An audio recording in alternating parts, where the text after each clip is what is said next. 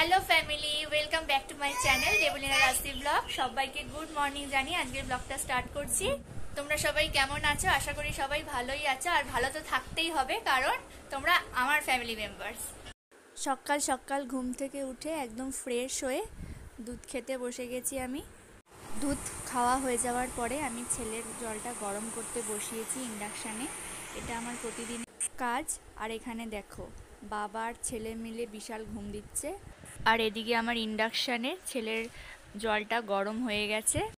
জলটা ফ্লাক্সে ঢেলে দিলাম। গরম জলটা ফ্লাক্সে ঢালার পরে আমি একটু আলু কাটলাম, কারণ আজকে বাড়িতে দিদিরা আসছে।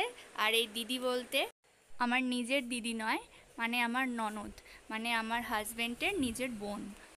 কথা বলতে বলতে মায়ের রান্নাও হয়ে গেছে, আর আমি খেতেও বসে গেছি এখানে। টিফিন খাওয়ার পরে তাড়াতাড়ি চান করে পুজো দিয়ে দিলাম। আমি আজকে গাছে এত ফুল ফুটেছিল যে সিংহাসনে দেওয়া জায়গাই পাচ্ছিলাম না।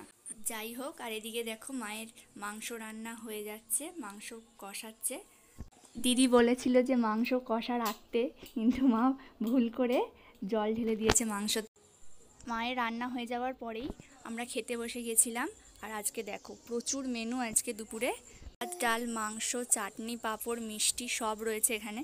দুপুরবেলা খেয়ে ধেয়ে বিশাল একটা ভাত ঘুম দিয়ে দিদিরা সন্ধ্যেবেলা বাড়ির দিকে রওনা দিচ্ছে, সবাইকে টাটা দিয়ে। আজকের ভিডিওটা ভালো লাগলে লাইক, কমেন্ট, শেয়ার এবং চ্যানেলটাকে সাবস্ক্রাইব করে দিও। দেখা হচ্ছে নেক্সট ব্লগে। Good night, bye bye family.